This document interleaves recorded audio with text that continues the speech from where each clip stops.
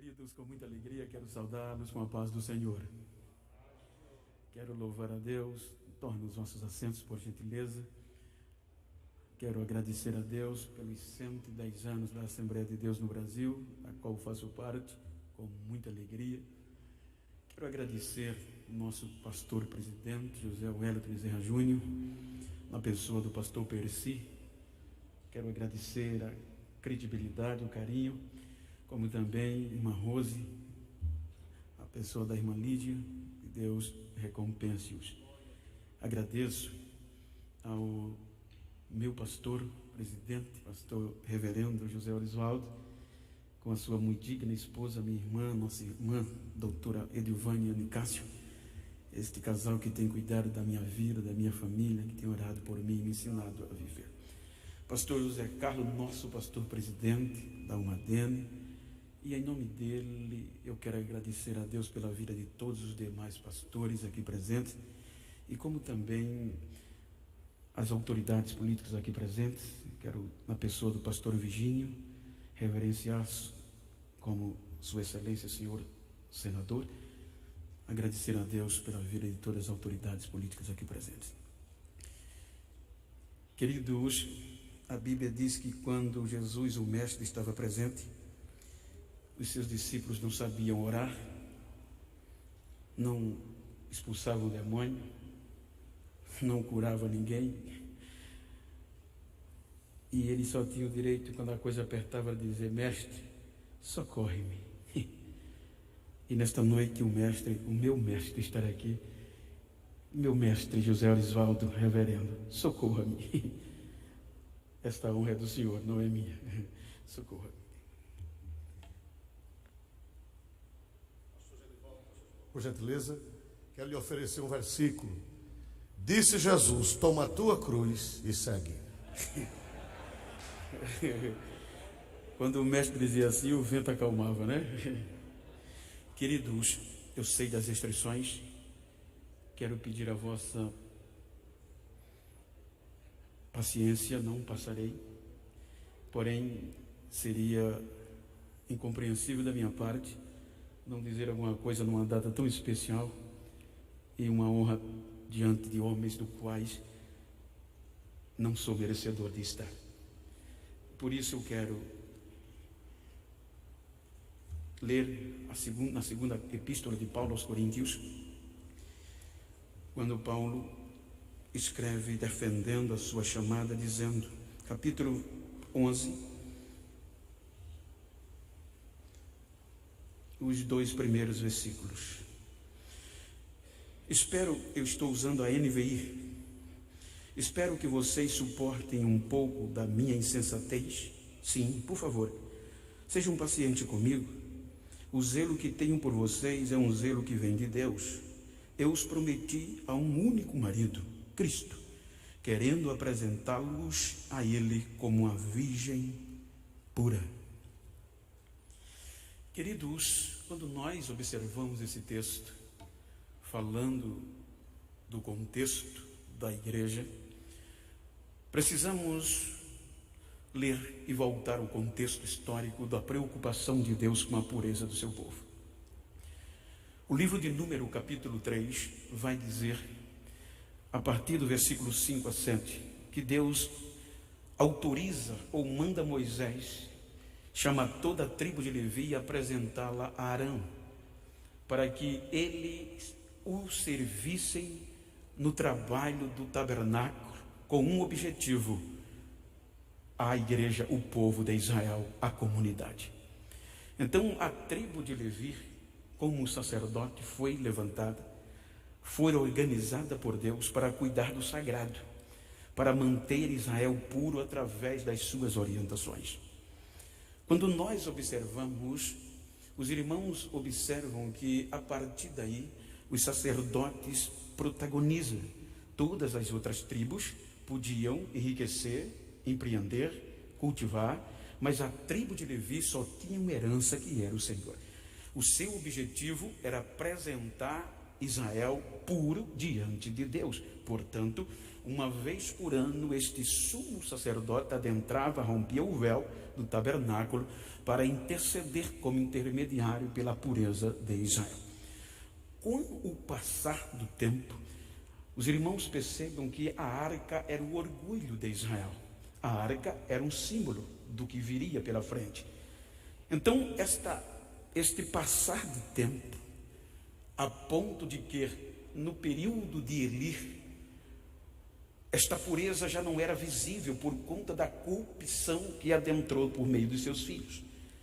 Então estes homens já não apresentavam Israel com o teor de pureza, a ponto de que a arca é tomada e Cabode foi-se embora a glória de Israel.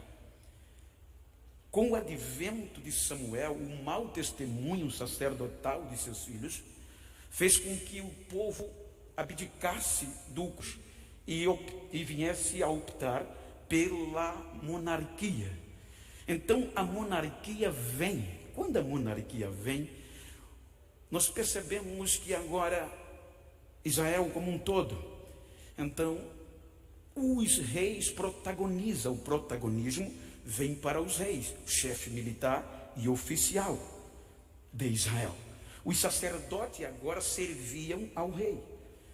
Então, com o advento de Davi, a arca vem para Jerusalém. Ele traz a arca de volta. Com o desenrolar no período de Salomão, os irmãos vão de convir que os erros de Salomão fizeram Deus querer abrir mão da dinastia davídica, mas por amor a Davi, ele resolve dividir. Então, com a divisão do reino, 10 tribos vai para o norte, encabeçada por Jeroboão, e 2, representando Judá, fica no sul. O interessante é que esta dinastia que vai para o norte, se nós observarmos o contexto histórico e na linha do tempo, foram cerca de 209 anos. Desses 209 anos no norte, 8 dinastias diferentes passaram, 19 monarcas, e nenhum foi capaz de cumprir o que Deus pediu a Moisés, a pureza de Israel. No sul, a coisa ficou pior. Se nós analisarmos a dinastia de Davi, vai dar em cerca de 454 anos. 21 monarcas passaram por ela e não conseguiram cumprir o que Deus falou a Moisés. Então vem o cativeiro. No cativeiro, a arca que Davi tinha recuperado vai embora de novo, desaparece.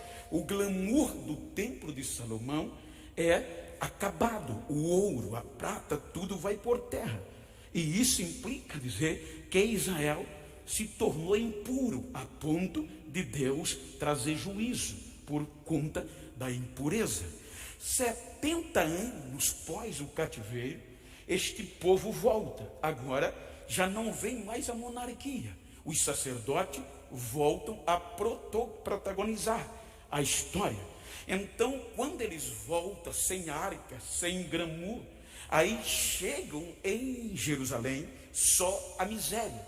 É aí que entra o profeta Ageu, de força, de coragem, sumo sacerdote Josué, Zorobabel, reconstrua, recomece, porque assim diz o Senhor, a glória desta casa será maior do que a da primeira. Ou seja, eles, em síntese, recomeçam, reconstrói o templo como o templo de Zorobabel.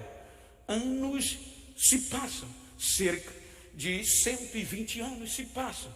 Então Deus resolve se calar. Não havia pureza à altura de Deus atender Israel. Então, como os 120 anos aproximadamente passam, a Bíblia diz que vem o silêncio de Deus. O silêncio que compreende cerca de 400 anos. E quando nestes 400 anos, a coisa fica mais crítica.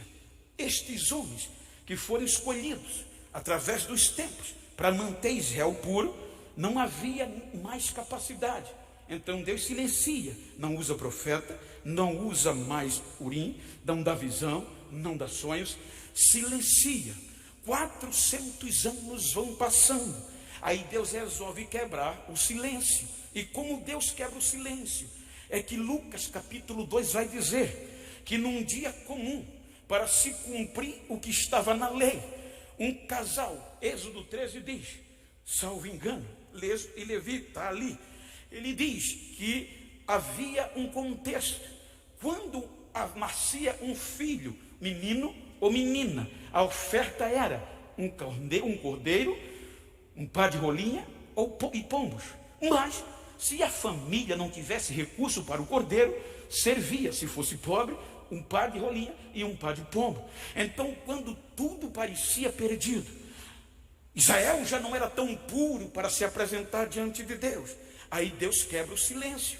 E como é que quebra o silêncio? Sintetizando, é que na rua principal do templo em Jerusalém, a Bíblia diz, Lucas registra no capítulo 2, que cumprindo-se o dia da purificação do parto de Maria, como estava escrito. Então Maria e José vêm a Jerusalém para cumprir o que estava escrito na lei, apresentar o menino, porque está escrito que todo menino, primeiro primogênito do sexo masculino, era consagrado e ofertado ao Senhor.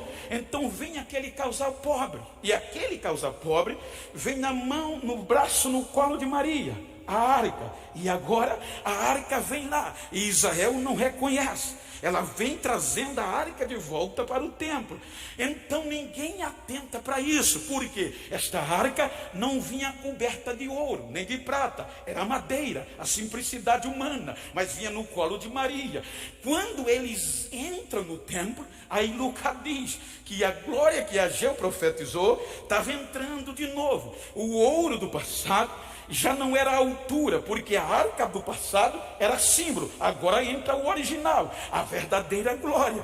Então quando ele entra, diz Lucas, que no templo, naquela em Jerusalém, habitava um homem, já idoso, chamado Simeão, sem destaque, entra na história aqui. Ele era temente, piedoso, e o Espírito Santo era sobre ele, e o Espírito Santo tinha cochichado no seu ouvido que ele não morreria antes de ver o Cristo, o enviado, algo original, a glória da segunda casa. Então diz a Bíblia que quando Simeão vê aquilo, eu quero acreditar que ele se enche de poder, vai aonde está Maria e pega o menino no colo, e eu quero acreditar que ele levanta, e ele estava tão alegre que ele nem pediu outra coisa.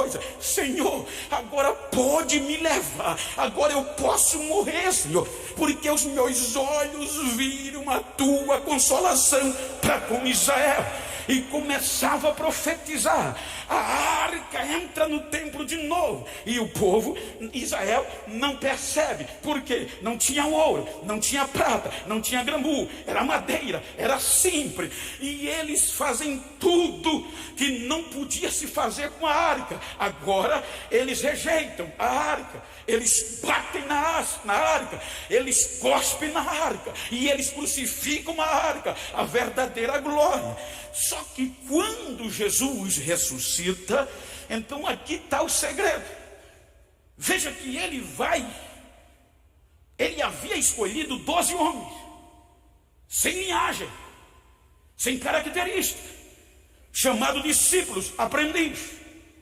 E quando Jesus ressuscita, sintetizando, os discípulos com o derramado Espírito Santo são chamados apóstolos, que quer dizer enviado por alguém, remetido, atirado.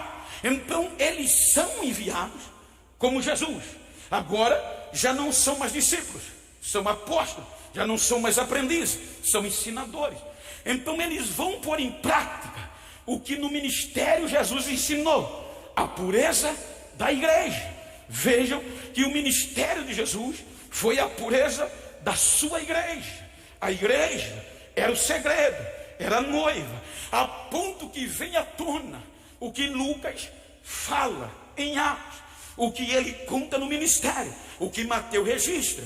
Ou seja, veja que Mateus capítulo 23, Jesus tinha discursado um discurso grosso para os discípulos e a multidão.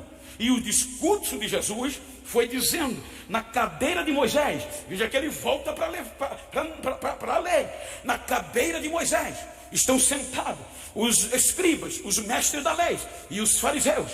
Tudo o que ele ensina, façam, mas o que eles fazem, não façam. Por quê? Porque eles atam feixes pesados, colocam nas costas dos homens, e eles não querem levantar nem com um dedo. Só no capítulo 23 tem 4 a 5 ais de Jesus. Ai de vós, escribas, fariseus e hipócritas. Quando chega o capítulo 24, ele sai de Jerusalém. A arca vai sair de Jerusalém. Então os discípulos olham o glamour do templo e diz: Senhor, que coisa linda, olha, não ficará aqui pedra sobre pedras que não seja derrubada. Os discípulos não tiveram coragem de questioná-lo, mas a Bíblia diz, Mateus diz, que indo ele para o monte, sentado, chegou em particular os seus discípulos. Então agora era Jesus e os discípulos, tete a tete, ainda no aprendizado, cara a cara, uma reunião particular. Aí Jesus vai falar, quando eles dizem: Senhor, quando sucederão estas coisas? Jesus diz a eles: vigiem, vigiem, para que nenhum homem engane vocês. Aí Jesus vai falar das coisas futuras. Jesus está falando da pureza da igreja. Jesus termina o capítulo 24 falando do servo bom e do servo infiel. Quando entra o capítulo 25, Jesus vai para a cultura. Veja que é a primeira vez que ele usa uma mulher para simbolizar o reino no futuro. Ele não diz o reino dos céus, o reino dos céus será semelhante a 10 virgens, 5 loucas, 5 prudentes. Então ele vai falar de vigilância e loucura, de pureza. Quando você vai para a carta de Paulo aos Efésios, capítulo 4, veja que Paulo vai falar sobre 5 ministérios. Ele diz que Jesus subiu e deu os dons aos homens, uns para apóstolos, para profetas, pastores, evangelistas e doutores. 5 virgens, 5 ministérios. Veja o segredo da coisa. A morte de Jesus foi tão grande que tudo que os discípulos viram como discípulos, agora eles vão pôr em prática como apóstolos. Ou seja, eles viram quando Jesus, isso eles não entendiam ainda, quando eles bateram na arca, quando eles levaram Jesus à cruz, o interessante é que você vai ver Pilatos sentado no tribunal, faz a apresentação de Jesus e Barrabás, e eles escolhem Barrabás. Aí Pilatos diz: traga-me água, e lava as mãos, e diz: eu sou inocente do sangue deste justo, a responsabilidade é de vocês. E os judeus diziam: caiam sobre nós e sobre os nossos filhos o seu sangue. Se você for ler Número 19, você vê o contexto da purificação por meio da água. Disse Jesus a Moisés: diga aos israelitas que traga uma novilha vermelha, pura, limpa, sem defeito, sem nunca ter carregado carga. Entrega ao sacerdote Eleazar, ele vai queimá-la fora do arraial. Quando ele queimar fora do arraial, então ele vai pegar uma vara de madeira de cedro, com isopo vermelho, e joga no meio do fogo, queimando com a novilha. E aí vai vir alguém que depois vai juntar a cinza. Eles eram os impuros. Quando tudo em síntese estava queimado, um homem cerimonialmente purificado foi lá recolher a cinza. E essa cinza, disse Deus, guarde em um lugar seguro, fora do arraial. Para servir para quê? Para que os israelitas coloquem a cinza na água. E a água vai purificar dos seus pecados. Ou seja, a água vai tornar a água e o sangue o pecador limpo. Aí Jesus vai falar, a Bíblia vai falar disso agora. Aí Deus diz que isso é uma ordem perpétua, tanto para os judeus como para os estrangeiros que habitassem entre eles. Aí veja que agora, veja o que é a igreja. A impureza de Israel levou nós a isso. Pilatos era um gentio, lava as mãos, eu estou inocente. Ou seja, a igreja sai pura da crucificação. A água e o sangue Ali Pilatos é um símbolo desta igreja, purificada. Aí Jesus vai dizer a eles: o reino dos céus é semelhança das virgens. 5 loucas e 5 prudentes. Deixa-me sintetizar. Quando Jesus disse isso, era cultural. Por quê? Olha a responsabilidade. Até o final do Novo Testamento não conseguiram purificar Israel diante de Deus. Agora, pela água e pelo sangue de Jesus, a igreja sai limpa, pura, inocente. Disse Pilatos: eu sou inocente do sangue deste justo. E os judeus diziam: caia sobre nós. Na cultura judaica, por exemplo, eu sendo judeu, pastor, não tem a ousadia, mas pastor Alexandre é outro judeu. Ele tem um filho, eu tenho uma filha. Então acontece que desde novo ele vem a mim. Eu, como ele tem um filho, ele vem a mim. Essa sua filha vai ser a esposa do meu filho. Aí a gente vai acertar. Está fechado, está fechado. Então eu, como pai da noiva, vou ter a responsabilidade de cuidar dela, entregá-la pura. E os discípulos sabiam dessa cultura. A ele, ao filho dele, ao grande dia do seu filho.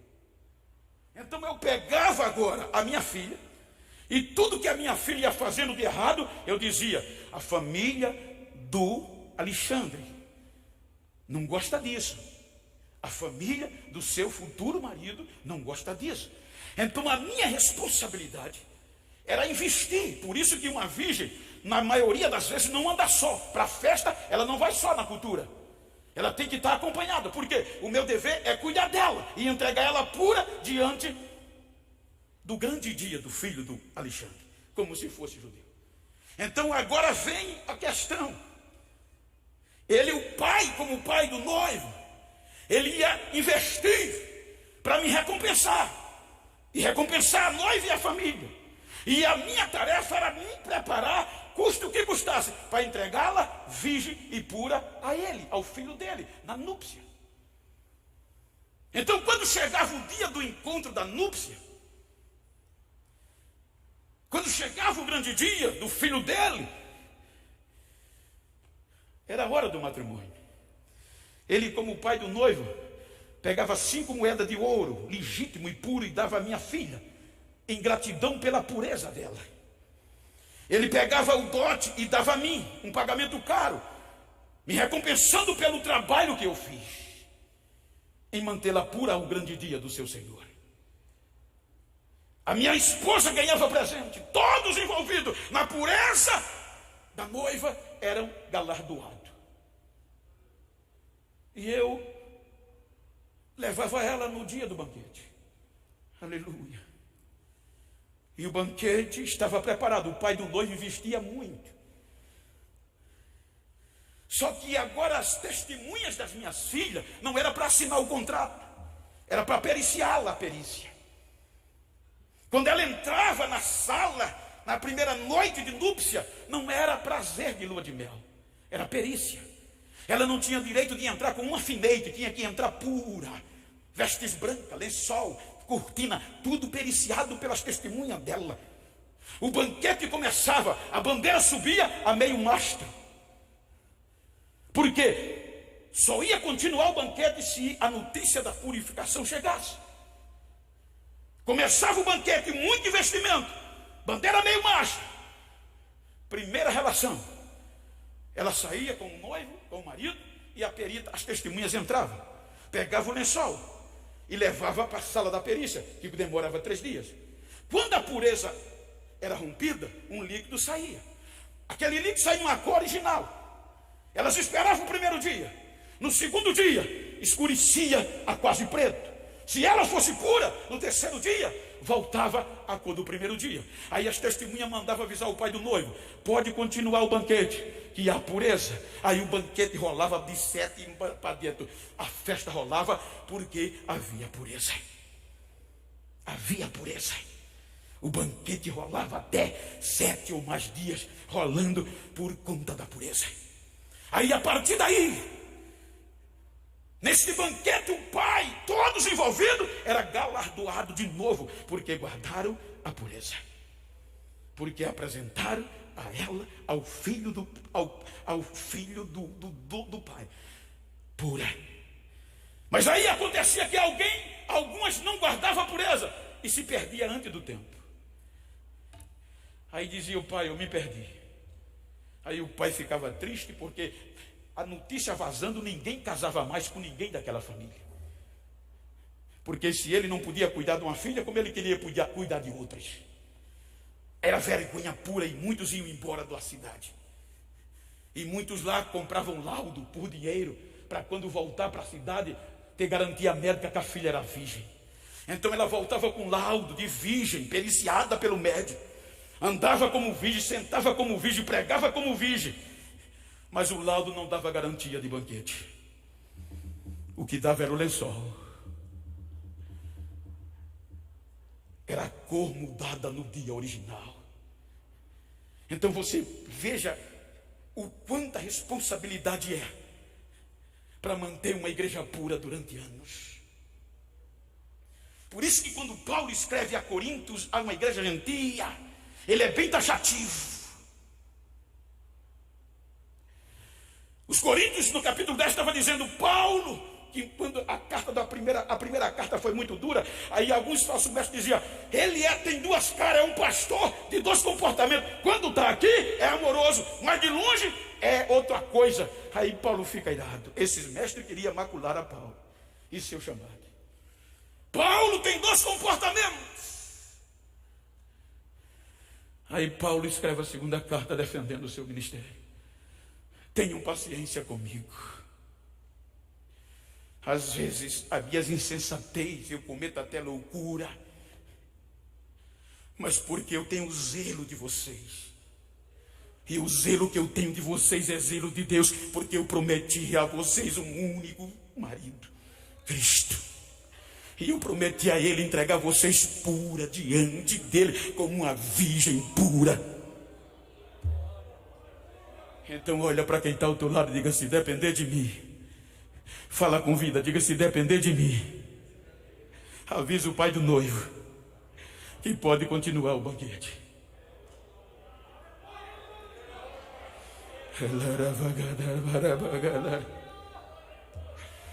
A bandeira subia. Quando as peritas diziam, continue o banquete, a festa rolava, porque todo mundo dizia, a pureza, a pureza, a pureza. Quem tinha laudo não entrava. Quem usava laudo não tinha azeite. Quem usava laudo só ficava na porta. Deixa eu entrar. Aleluia. Mas quem tinha pureza, 110 anos.